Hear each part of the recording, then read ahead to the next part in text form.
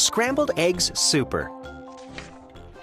I don't like to brag, and I don't like to boast, said Peter T. Hooper. But speaking of toast, and speaking of kitchens, and ketchup and cake, and kettles and stoves and the stuff people bake, well, I don't like to brag, but I'm telling you, Liz, that speaking of cooks, I'm the best that there is. Why, only last Tuesday, when Mother was out, I really cooked something worth talking about. You see, I was sitting here resting my legs, and I happened to pick up a couple of eggs, and I sort of got thinking, it's sort of a shame that scrambled eggs always taste always the same. And that's because ever since goodness knows when, they've always been made from the eggs of a hen. Just a plain common hen. What a dumb thing to use with all of the other fine eggs you could choose. And so I decided that, just for a change, I'd scramble a new kind of egg on the range. Some fine fancy eggs that no other cook cooks, like the eggs of the ruffle-necked salamagooks. A salamagookses. Say, they should be good. So I went out and found some as quick as I could. And while I was lugging them back to the house, I happened to notice a tizzle-topped grouse in a tree down the street. And I knew from her looks that her egg and the egg of the salamagooks ought to mix mighty well, ought to taste simply super when scrambled together by Peter T. Hooper. So I took those eggs home and I frizzled them up, and I added some sugar, 2/3 of a cup, and a small pinch of pepper, and also a pound of horseradish sauce that was sitting around. And also some nuts. Then I tasted the stuff, and it tasted quite fine, but not quite fine enough. To make the best scramble that's ever been made, a cook has to hook the best eggs ever laid. So I drove to the country, quite rather far out, and I studied the birds that were flitting about. I looked with great care at a mop-noodled finch. I looked at a beagle-beaked, bald-headed grinch. And also, I looked at a shade-roosting quail, who was roosting right under a lassalax's tail. And I looked at a spritz and a flannel wing jay, but I just didn't stop.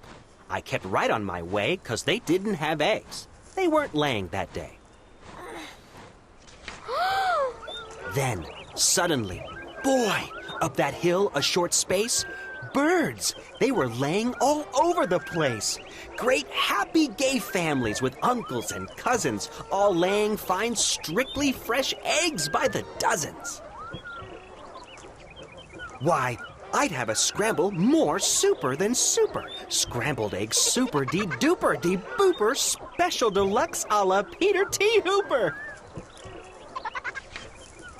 I picked out the eggs in a most careful way. I only picked those that I knew were grade A. I only took eggs from the very best fowls. So I didn't take eggs from the twiddler owls, 'cause I knew that the eggs of those fellows who twiddle taste sort of like dust from inside a bass fiddle. I went for the kind that were mellow and sweet, and the world's sweetest eggs are the eggs of the queet, which is due to those very sweet trout which they eat. And those trout, well, they're sweet 'cause they only eat wogs, and wogs, after all, are the world's sweetest frogs. And the reason they're sweet is, whenever they lunch, it's always the world's sweetest bees that they munch. And the reason no bees can be sweeter than these, they only eat blossoms of beezelnut trees. And these beezelnut blossoms are sweeter than sweet, and that's why I nabbed several eggs from the queet. But I passed up the eggs of a bird called a strudel, who's sort of a stork, but with fur like a poodle. For they say that the eggs of this kind of a stork are gooey like glue and they stick to your fork. And the yolks of these eggs, I am told, taste like fleece, while the whites taste like very old bicycle grease. The places I hiked to, the roads that I rambled to find the best eggs that have ever been scrambled. I hunted new birds along wild, tangled trails, through gullies and gulches, down dingles and dales. I wriggled my way and I crawled at a creep through a forest of ferns that was 40 miles deep. And I mussed through the brush till I found a fine quigger whose eggs are as big as a pinhead, no bigger. Then I went for the eggs of a long-legger quong. Now this quong, well, she's built just a little bit wrong, for her legs are so terribly, terribly long that she has to lay eggs 20 feet in the air, and they drop with a plop to the ground from up there. So unless you can catch them before the eggs crash, you haven't got eggs, you've got long-legger hash. Eggs! I'd collected 302, but I needed still more, and I suddenly knew that the job was too big for one fellow to do. So I telegraphed north to some friends near Fazol, which is 10 miles or so just beyond the North Pole. And they all of them jumped in their catamasside, which is sort of a boat made of sea leopard's hide, which they sailed out to sea to go looking for grice, which is sort of a bird which lays eggs on the ice, which they grabbed with a tool which is known as a squitch, 'cause those eggs are too cold to be touched without wish. And while they were sending those eggs, I got word of a bird that does something that's almost unheard of. It's hard to believe, but this bird called the pelf lays eggs that are 3 times as big as herself.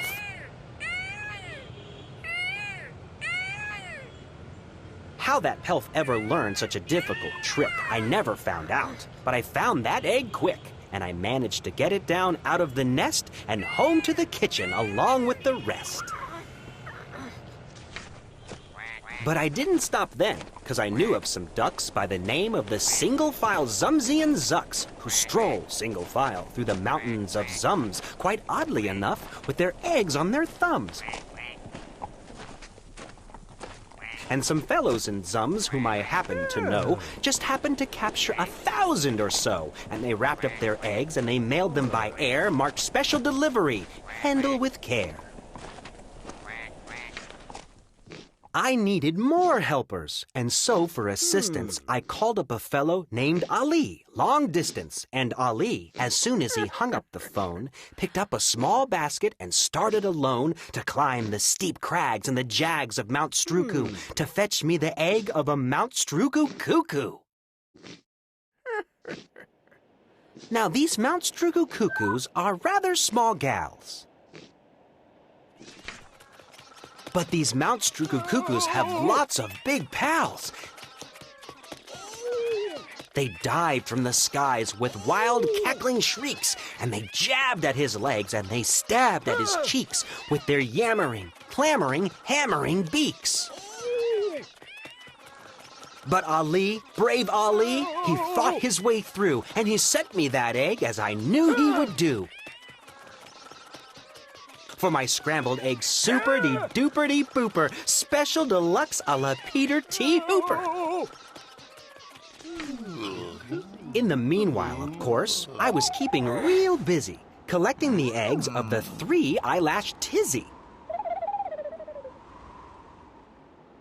They're quite hard to reach, so I wrote on the top of a ham ick-a-schnim, ick-a-schnam, ick-a-schnap. Then I found a great flock of southwest-facing cranes, and I guess they've got something that's wrong with their brains. For this kind of a crane, when she's guarding her nest, will always stand facing precisely southwest. So to get at those eggs wasn't hard in the least. I came from behind, from precisely northeast.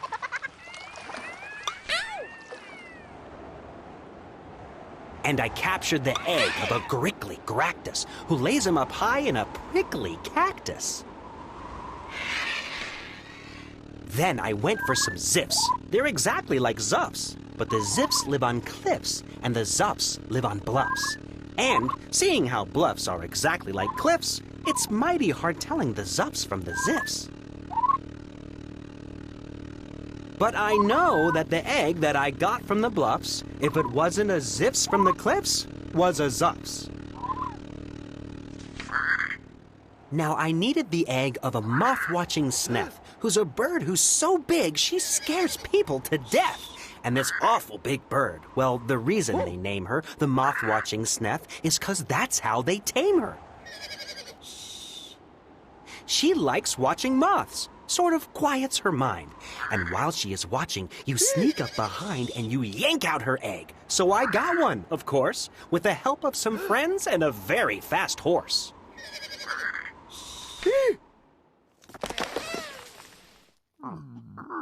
If you want to get eggs you can't buy at a store, you have to do things never thought of before. Why, to get at the egg of one very small doff, we had to pry all of one mountaintop off. Then I heard of some birds who lay eggs, if you please, that taste like the air in the holes in Swiss cheese, and they live in big Zanzibar trees.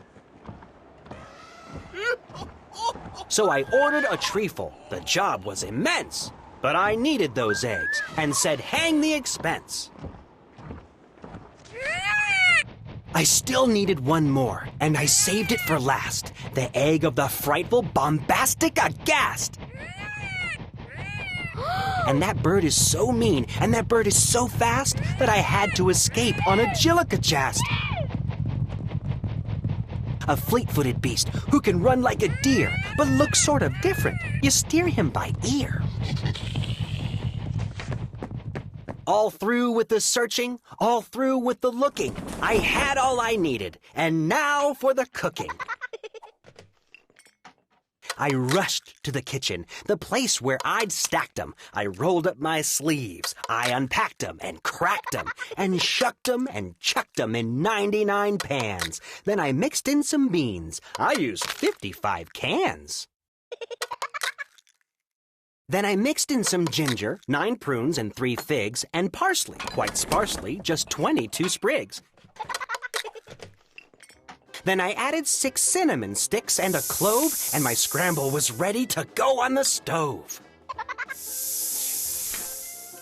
And you know how they tasted?